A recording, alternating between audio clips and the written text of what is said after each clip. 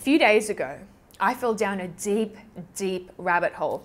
A rabbit hole of the YouTube variety. Makeup tutorials 2007, makeup tutorials 2008, and I watched for hours. I kid you not, I couldn't look away. Hey everyone, this is my very first tutorial in my series of tutorials I'm going to do on Urban Decay. Today's look is going to be inspired by Kim Kardashian. And so that is the finished look. Thanks for watching, guys. Bye! It was like these really long intros and this terrible webcam quality and all of these products that I had completely forgotten about. And it made me so nostalgic and happy, and I thought, I've got to make a video about this. So I picked out all of the products that gave me a deep sense of nostalgia, and I put them in today's video. We are going to test if those old YouTube cult classic products are as epic as they once were. I hope you enjoy. Primer. I feel like eye primer, if you go back far enough, wasn't a thing, but the first eye primer to become a thing was definitely the Urban Decay eyeshadow primer potion. I think because they had the little minis that came with the naked palettes, so everyone became a little bit more familiar with the idea of eye primer. Okay, so I already primed my lid with Urban Decay Primer Potion, which I got a little sample size of with my palette. There are so many eye primers on the market nowadays, but I think this is still a good one. It does what it says on the tin. And then, if it wasn't an Urban Decay Primer Potion that you were using, then it was definitely a MAC paint pot. A lot of people use the shade Painterly, so I went out and got myself some Painterly. I feel like you still do see paint pots now and again on YouTube. I used to use this all the time, but I think because my skin type became drier, and then this is already a really dry texture, it can make my skin look a little bit crepey. But if you have a little bit more of an oily eyelid, still a goodie. So nostalgic. I feel like everybody has in their collection somewhere a battered naked palette. Fun fact, this might make you feel old, this was launched in 2010. I'm going to use the Urban Decay Naked palette for this, which is a fantastic palette to get if you are getting married and you're thinking of doing your own makeup. If you're into watching gurus on YouTube and stuff, you've definitely heard of this palette before. And I feel like this was the beginning of, it really launched that eyeshadow palette mania that we still see today. Like eyeshadow palettes, it's crazy how many of them are on the market and how furiously people buy it, and I feel like it started here. I'm going to take a little bit of naked, good transition shade, going to pop that through the socket. I feel like this is still a very solid product. Like, it performs beautifully, and when I speak to a lot of my friends who are makeup wearers but they're not necessarily makeup addicts, and I ask them like, oh hey, what's your favorite makeup product? Everyone says Naked One. Might go a little bit deeper in the socket, outer socket, with a bit of buck. I think the thing about this palette is that it's very easy to navigate. If you're not feeling inspired, pretty much you could put any one of these colors all over the lid and blend it out and it just works. Would totally still recommend that palette, especially to makeup beginners, because it's just really easy to navigate, really easy to use. I'm going to give the Naked a little bit of a rest for the moment because we've got some other eyeshadows to talk about. I want to give a quick shout out to makeupgeek eyeshadows, which launched in 2012, so over 6 years ago. That was a phenomenon. It was huge. But before makeupgeek shadows, there were MAC shadows. I dug around my vault and I picked out some of the classic MAC eyeshadow shades. Listen to this. Carbon Club, Satin Taupe, Patina, Woodwinked, Soft Brown, Expensive Pink, Red Brick Rule, Brown Script, Nylon, Swiss Chocolate. Don't even lie, you're impressed. You know what, the haters will say, oh, you memorized that before you filmed. No, I didn't. I just spent years of my life dedicated to knowing this sort of thing. I'm gonna take a little bit of Swiss Chocolate just on the outer corner here. And then Swiss Chocolate, which again, I've used all these in my videos because they're such great colors. I use them all the time. MAC shadows are still really nice to me. There are a few shades that I consider to be classics, like Nylon. You cannot go past Nylon for an inner tear duct highlight. It is the best. So they are really nice shadows, but I think there are so many nice shadows on the market now at so many different price points, and I think that's why MAC sort of lost their competitive edge on the eyeshadow front. It's such a saturated market. Now the next one, I don't know if it's just me, but this is super nostalgic to me. It has a very special place in my heart. Wet n Wild Comfort Zone. This was like going crazy on the internet, and Wet n Wild is really tricky for Australians to get, but I managed to track it down because everyone on the internet was raving about it. And this is sort of like a MAC Blue Brown Pigment sort of vibe. It's got that duochrome. Oh, still good today. Pretty.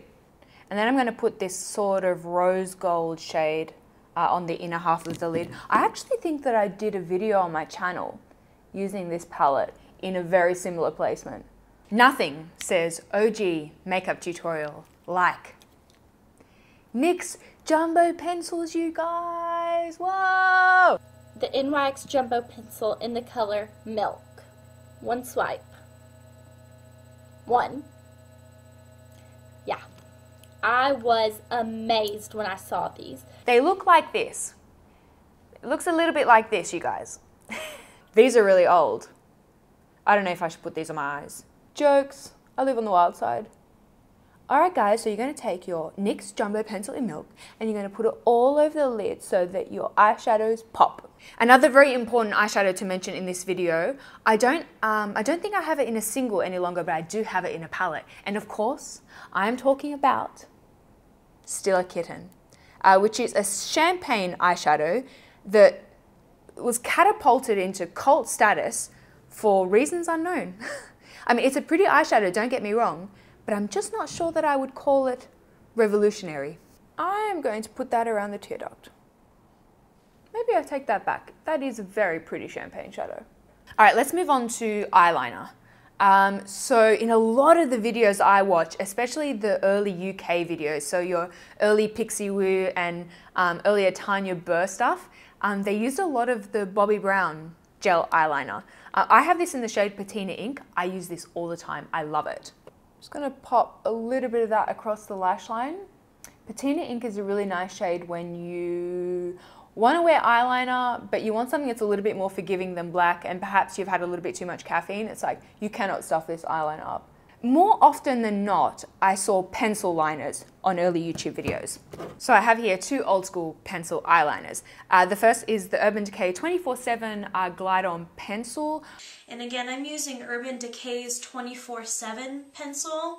I am convinced that they reformulated this somewhere along the way and it got better. I wasn't a huge fan of these when they came out, but I think that they're awesome and really long wearing now. And then MAC Smolder. I saw this video of Mario, one of the early videos of Mario doing Kim's makeup. And what is that, a MAC pencil? Yeah, this is my favorite all time. It's Smolder by MAC.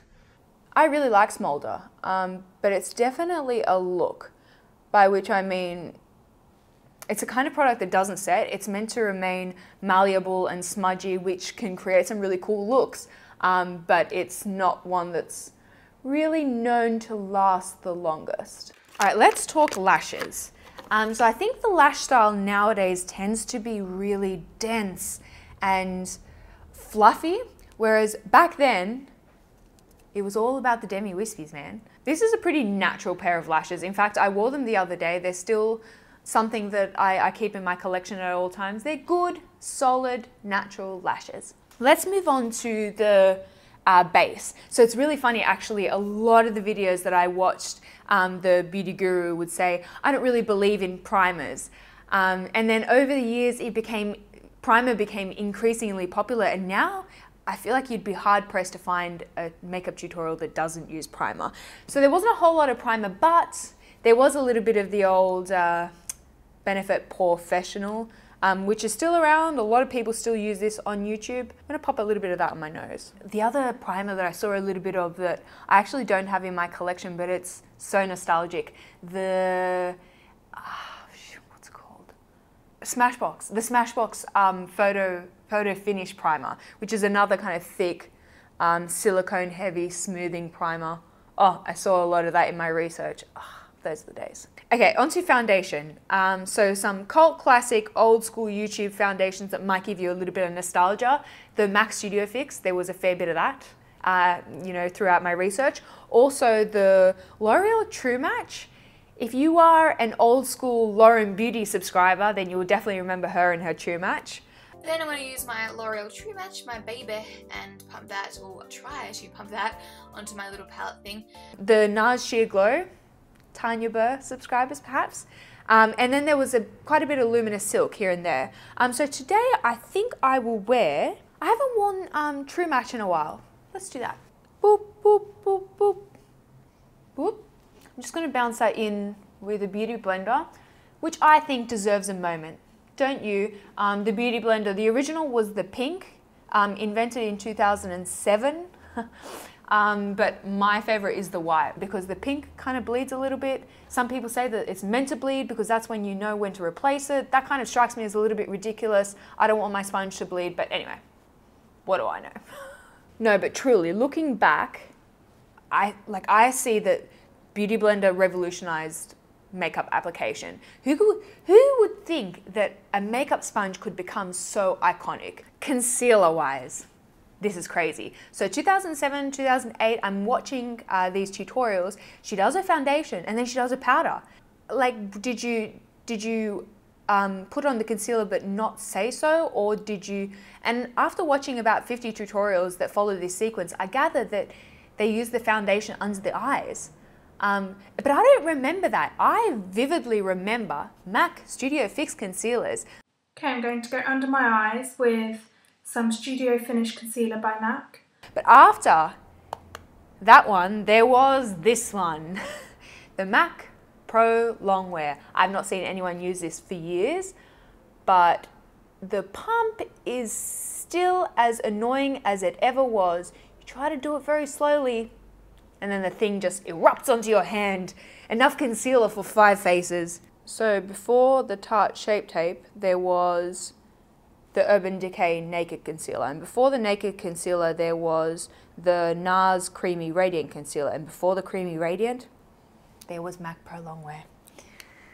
I'm going to bounce that in with a Beauty Blender and hope for the very best. OMG. My under eye looks amazing. Have I just rediscovered this product? If you have a MAC Pro Longwear sitting somewhere in your collection, I implore you, take that thing out, give it a try, report back, tell me in the comments. All right, before I powder, I just want to talk about the Chanel Soleil Tan de Chanel, or if you're really old like me, you might have known it as Chanel Bronze Universelle. Let's just do a little bit of bronzing. Chanel Bronze Universelle. So I thought that this one had kind of fallen off everybody's radar, but if you go and you search Soleil Tan de Chanel in YouTube, people are talking about this all the time. The Rosie Huntington Whiteley featured this product on her channel just a few days ago, so there you go. I'm going to apply this with the Real Techniques buffing brush. These were in my mind, the OG YouTube brushes. I feel like now everyone is on the Morphe train, but before Morphe there was Real Techniques. And I think that these are still really beautiful synthetic brushes. I use them all the time. Soleil Tan de Chanel. So I think if you are on the medium spectrum, you might really enjoy this product. If you are on the more fair spectrum, don't be surprised if it turns a little bit orange on you, because it's that kind of product. It doesn't shy away from the warmth, but how beautiful does that look? Ah, I need to put this in high rotation again. 10 years ago on YouTube, people were using the Laura Mercier Loose Translucent Setting Powder. 10 years ago, and it's still a best-selling product today. It's still all the rage on YouTube. That stands the test of time. Also, the Makeup Forever HD High Definition Powder. This is one of those really airy silica powders. I love me a silica powder. This is not my favorite. It just makes my face look a little bit dusty. Also, the MAC Mineralized Skin Finish Natural. I have the shade Light Medium. Oh, wow, this is the old packaging. I think this might have been the first powder that I ever owned. And YouTube made me buy it, obviously. You guys, NARS Laguna. This is the very definition of cult classic makeup. They have changed this packaging not too long ago, but as far as I know, the product is the same. I didn't really wear bronzer back then. I didn't really wear blush, bronzer, highlight. If you watch some of my earlier YouTube videos, it's like, what makeup are you wearing? I used to work in makeup and my boss would say to me, you need to look as though you're wearing more makeup if you're going to work in makeup. All right, onto blush. Obviously, NARS Orgasm. I would debate that the popularity of this product might come down to the name, because apparently people love a little bit of something scandalous. Also, MAC Warm Soul. This is the old packaging, the old formula. No, Sam, you can't have it. It belongs to me. And then my all-time favorite, Milani Luminoso. This is a product that I use all the time. It's the best blush of all time, don't at me. Such an amazing color. It is an orange, soft, shimmery, gorgeous color. Oh, so pretty. Highlight back then was not what highlight is now. Highlight now is a religion. Back then there was a bit of like MAC Pearl, MAC Luna, MAC Hush. And also, you guys might remember Albatross, which is an interesting one I shall show you. Lemony Yellow Flash. I have never understood this product. Oh, I'm not a fan. For brows, I remember really vividly that I used the MAC eyeshadow in the shade Brun, which is a cool brown, but I unearthed this product in my collection and it gave me a little bit of chuckle. This is the Sigma Brow Powder Duo in medium. Is it just me or did Sigma fall off the face of the planet? Man, Sigma brushes back in the day, all the rage. Brow gel. So I used the MAC Clear Brow Set, which was actually really mediocre, if we're being honest. But there was also a Maybelline. Maybelline had a clear brow gel that everyone used. I don't actually have either of those, so I'm just going to pick another YouTube cult classic brow gel, which is the Benefit Gimme Brow. People still use Gimme Brow. This stuff is bomb. Onto lips. And I think that there are two correct answers in this category. The first would be the Lancome Juicy Tubes, which regrettably I do not own. I wish I had a Juicy Tube. That would be one for Vault. That's a cult classic for the Vault. But I do have MAC lipsticks. And I know that this video probably seems rather MAC heavy, and that's because it was. You watch those early beauty gurus and it was all about MAC because there was exciting colors and exciting textures, and they were really forerunners in the makeup industry. I wish I had MAC Myth. I don't. I never owned MAC Myth. So I think I'll do a little bit of Ruby Woo. Oh, Ruby Woo, you are divine. This is the best red lipstick ever. You know, when I started making YouTube videos, it was really trendy to make MAC lipstick collections, and I have a funny feeling that I have a MAC lipstick collection up on my channel. Why? Why? Why? Why? Why?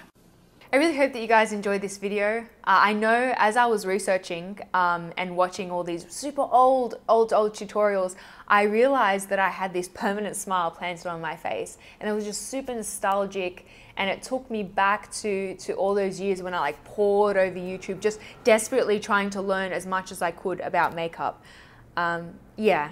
It was really sweet. I hope that this brought a bit of a smile to your face. If you remember any YouTube cult classic makeup products that I didn't mention in this video, then let me know in the comment section down below so that we can all just have a little bit of a moment with one another. I really hope that you are having a wonderful day, whatever it is that you're up to. Come say hello to me on Instagram at Karima McKimmie, and I shall speak to you all very soon.